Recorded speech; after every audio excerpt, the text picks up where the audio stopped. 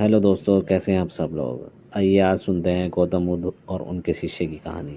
एक बार की बात है जब महात्मा गौतम बुद्ध जी अपने शिष्यों के साथ धर्म प्रचार के लिए पूरे भारत देश के भ्रमण पे निकले थे। उसी दौरान वह एक जंगल से गुजर रहे थे। तभी उन्हें बड़ी जोर की प्यास लगी। उन्होंने अपने एक शिष्य से कहा कि हे शिष्य, जाओ और मेरे लिए पानी की व्यवस्था करो, पानी लेकर आओ कहीं से। उनका वह शिष्य तुरंत ही पानी निकल लेने के लिए चल पड़ा। पानी की तलाश में कुछ दूर निकल जाने पर उसे एक नदी दिखाई देती है। लेकिन उस शिष्य ने देखा कि नदी में बहुत से लोग नहा रहे थे।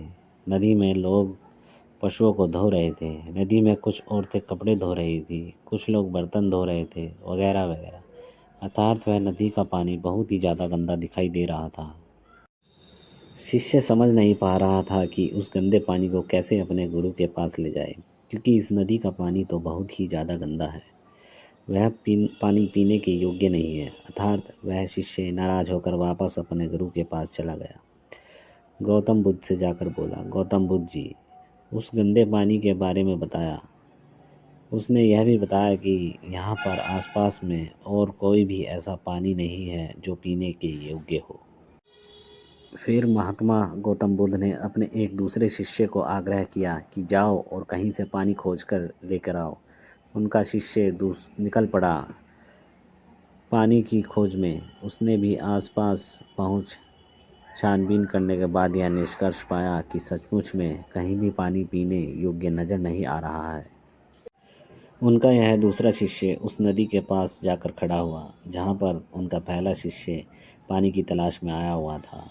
उसने भी सचमुच में वही नज़ारा देखा जो उसके पहले साथी शिष्य ने देखा, कि पानी वहाँ का सचमुच में बेहद गंदा है। इधर महात्मा गौतम बुद्ध जी पानी का इंतज़ार कर रहे थे। तभी उन्हें यह दिखाई पड़ा कि उनका दूसरा शिष्य पानी लेकर आ रहा है। पास आने के बाद महात्मा गौतम बुद्ध जी ने पूछा कि तुमने यह पानी कहाँ से लाया? आसपास तो कहीं साफ पानी ही नहीं था, फिर तुम यह साफ पानी कहाँ से लेकर आ रहे हो? तो उनके दूसरे शिष्य ने यह जवाब दिया कि गुरुदेव, मैं यह पानी उसी नदी से लेकर आ रहा हूँ। सभी लोग बड़े ही आश्चर्यचकित हो गए कि यह कैसे हो सकता है। पहले शिष्य ने तो बताया था कि उस नदी का पानी बहुत गंदा है। महात्मा गौतम बुद्ध ने अपने इस दूसरे शिष्य से इस साफ पानी का रहस्य पूछा। दूसरे शिष्य ने बड़े ही नम्र भाव से बताया कि मैं भी उस गंदे पानी को देखकर बहुत ही परेशान हो गया था कि अब क्या करूं, साफ पानी कहां से लेकर जाऊं। लेकिन तभी मेरे दिमाग में यह विचार आया कि क्यों ना मैं इन सभी लोगों का यहाँ से जाने का इंतज़ार करूं। अर्थात जैसे ही वहाँ के लोग यहाँ से चले जाएं, नदी का पानी इस्तेमाल नहीं होगा तो धीरे धीरे शांत हो जाएगा। गंदे पानी के अंदर के सारे मिट्टी स्थिर होने के बाद नदी के ज़मीन के तल पर बैठ जाएगा और ऊपर का सारा पानी साफ़ हो जाएगा।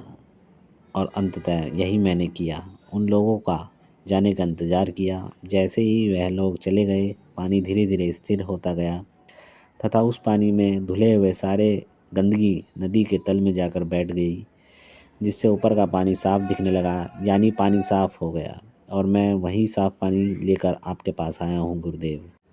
महात्मा गौतम बुद्ध जी अपने दूसरे शिष्य की इस बात को सुनकर बड़े प्रसन्न हुए और उस पानी को पीकर अपनी प्यास बुझाई तथा साथ ही साथ बाकी के शिष्यों को यह संदेश भी दिए कि सब्र का फल मीठा होता है। अर्थात इसी तरह से अगर हम कोई भी कार्य करते हैं तो उस कार्य में तरह तरह की समस्याएं आएंगी, तरह तरह की परेशानियां आएंगी, लेकिन हमें उन परेशानियों का सब्र के साथ सामना करना चाहिए। सब्र के साथ अगर हम परेशानियों और दुख का सामना करेंगे तो अंत में हम उस परेशानी और दुख से ज़रूर उभर पाएंगे।